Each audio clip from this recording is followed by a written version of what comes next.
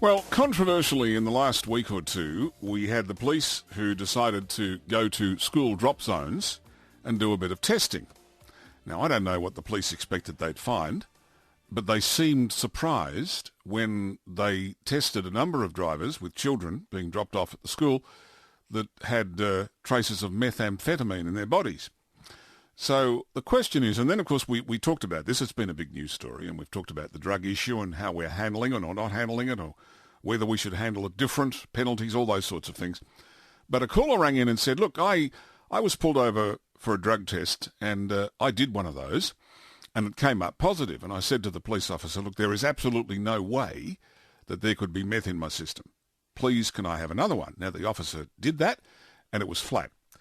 So I thought it would be worthwhile checking base with my next guest from Woods & Co, lawyer Michael Woods. Michael, thanks for joining us. Yes, good morning, Leon. Good morning. Is the experience of that truck driver unusual?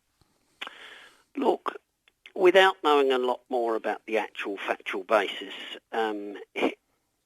it's not unheard of, let's put it that way. I mean, the first step is this, and some people probably get confused about it. There's when a police officer pulls you over, a bit like a random breath testing for alcohol, there's a screening device first. It's called a drug screening test. So it's a bit like if you think an alco test in drink driving terms that gives you a bit of a screening to see whether you're over the limit or whatever it is, or potentially over the limit.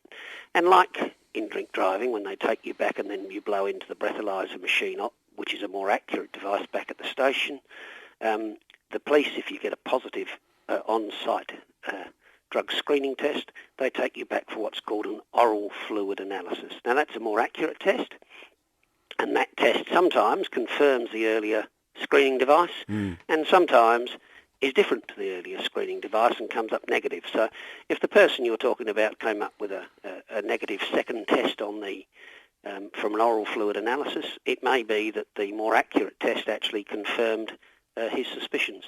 Okay, so in terms of when you get pulled over, what does the law require you to do? Well, you have to, it's one of these, I call them open slathers again, like the random testing now for alcohol.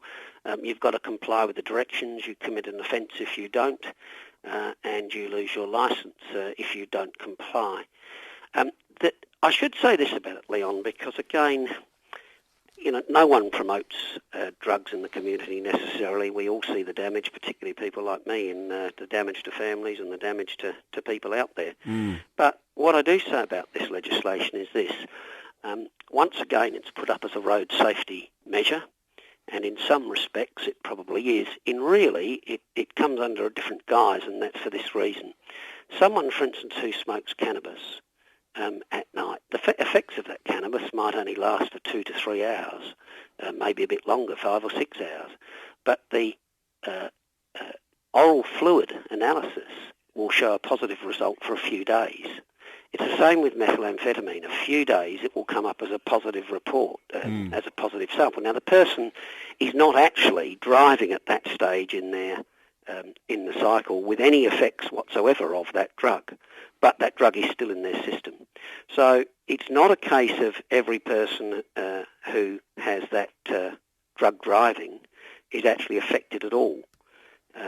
It's just simply that you're not allowed to drive with those drugs in your system. So it's not a case of these people necessarily being on the road where they're unable to react properly, unable to defensively drive or unable to control their vehicle. If they were, they could have always been charged with driving under the influence, which is a serious offence where you've got faculty impairment and 12 months loss of licence for a first offence. So the mere presence of a chemical, one of these prescribed chemicals as it's called, will actually render you liable to an offence? Yes, yeah. And it's not a case of whether they're affected or not. And this is what is really tricky for people to know. There are studies showing that, for instance, with some cannabis users, that again depends on whether someone's a high user, whether they've built up a tolerance, depending how much they've smoked, all of those sort of things, their metabolism. There's lots of variances about how long it will stay in your oral fluid. Now, it gets into your system pretty quick with oral fluid, and they say that within a few days, unless it's been within a few days, it will not show up. Urine is different. Urine generally stays in your urine for longer, so usually about 6-7 days is a rent-a-roughie for some drugs. Again, that can vary. And hair follicles and things, people can tell with amphetamine and cannabis for sometimes many months after through your hair follicles. So drugs do stay in your system for a long period of time. It just depends on the method of testing that people use. Yes.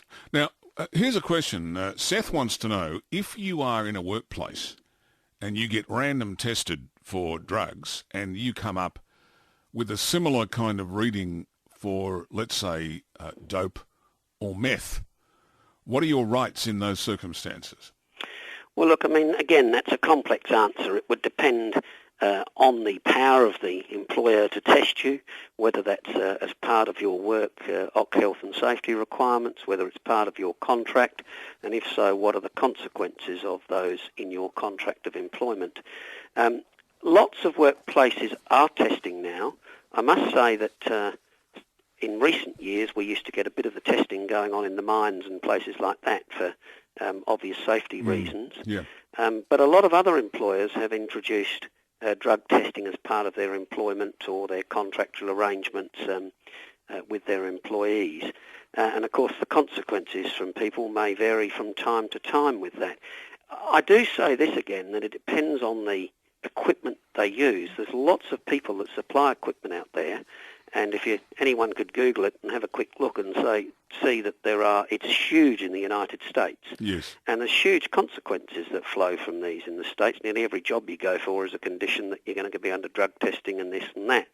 But the reality for people, of course, is again, the difficulty with these oral fluid analysis is you might have a trace of cannabis in you for 2-3 days ago on the weekend, but would it necessarily affect your ability to carry out your employment at all? You might not be affected at the time of the employment at all by the drug in terms of impairment or ability or OC health and safety or anything like that.